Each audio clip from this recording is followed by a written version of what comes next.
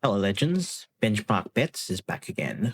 Today, we're diving into 2 NBA player props, plus some strong leans for the NBA Cup games.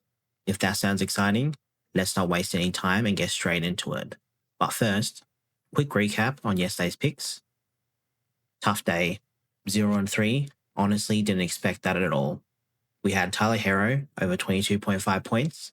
He had 20 going into the fourth quarter, then just went missing and didn't hit a single shot at all. So, bad beat. Then we had Scotty Barnes over 20.5 points. This one here was a bad read. My fault, guys. Brandon Ingram went off and totally shifted the matchup.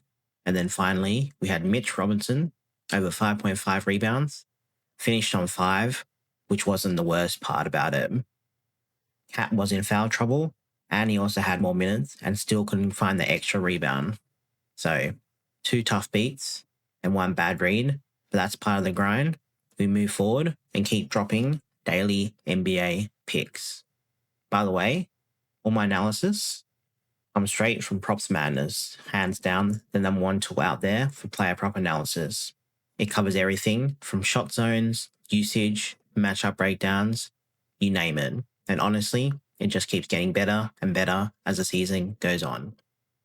So, with the first pick, I'm going with Grayson Allen over 14.5 points, and here is why. Allen's a pure catch and shoot guy when Booker and Brooks are active, and this is a great spot for him. The Thunder are vulnerable from deep. They give up the 7th most points to catch and shoot plays, and also the 8th most points from spot up shooting. Allen gets 46% of his points from catch and shoot and 40% of his points from spot up shots. So this matchup feels perfect. I'm expecting around 10 to 15 shots for him today in a high intensity cup game. That usage should hold strong. So Grayson Allen over 14.5 points is play number 1. And for the second pick, I am looking at,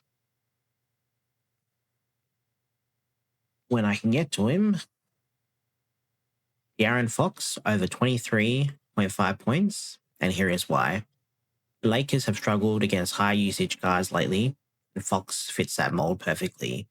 He thrives in transition and pull-up shots, both areas where the Lakers rank poorly. They give up the 9th most points on pull-ups and are pretty average at defending transition plays. Without Wemby in the lineup, he is over this line in 9 out of 11 games, averaging 25.6 points per game. Again, I reckon he's going to take at least 15 to 20 shots tonight or tomorrow, and I'd like him to stay aggressive and clear this number again. So De'Aaron Fox over 23.5 points is play number 2. Now, before we end it there, let's look at some strong leans. So first, let's look at the Suns versus Thunder game, and you got to look at SGA, especially with this being a cup game. Over 31.5 points is what a lot of people are going to be looking at. He's going to take at least 25 to 30 shots today and at least have 15 to 20 free throws easily. But with Booker, actually, no, it wouldn't be Booker guarding him. It would be, what's his name? Dylan Brooks. I reckon Brooks is going to be guarding him today. So it's going to be a much harder matchup. So I wouldn't really touch his points line, even though he's mostly going to score like 40. I wouldn't be surprised. Especially in the last game against the Suns, he did have 37 from 36 minutes, which I can see him having here, especially the minutes. However, a pivot that I really do like is over 4.5 rebounds. Recent guards have been going over this line in 3 out of the last 6 games. I can also see him guarding the least usage person. So it should be like a Colin Gillespie or a Royce O'Neal. And for him to crash the boards pretty easily. So another player you got to look at as well is Devin Booker over 21.5 points. Historically, he struggles against the Thunder. He's not gone over this line at all. And one of them was even this year, where he had 21 points. He only had 13 shots, but that was in 39 minutes. So, yeah, doesn't look like he's going to go over today. However, another good lean will be his rebounds. Did have 8 rebounds against him last time. Pretty much the same thing at SGA. He's going to be guarding the least usage player, which will most likely be like a Case of Wallace or like an Alex Caruso or a Dort when they're on the field. So yeah, Dylan Brooks over 3.5 rebounds and SGA over 4.5 rebounds are nice strong leans.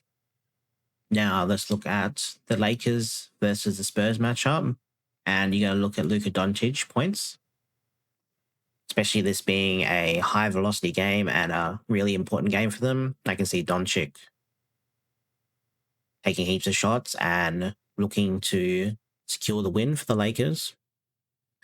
However, the Spurs might double team him and make him give up a lot of passes. So another good lean would be his rebounds and assists. Sorry, a pivot would be his rebounds and assist overs. Expecting him to get those rebounds definitely, with Ayton trying to box out Kornet, and for him to get the ball so they can get those usage plays quickly. And also his assists to Reeves and LeBron, who are going to be stat padding as much as they can. And then finally, another strong lean will be Ayton over 22.5 points and rebounds. That's that fantastic matchup here. Without Wemby, Spurs leak points around the rim. The only issue, usage.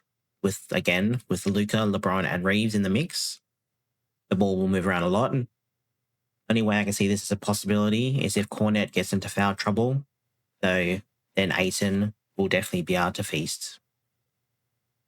This one I mostly will be taking closer to the game, especially seeing how everything is. If this line does stay at 22.5, I definitely will be taking that. So that's pretty much all my leans and the whole entire card today, legends.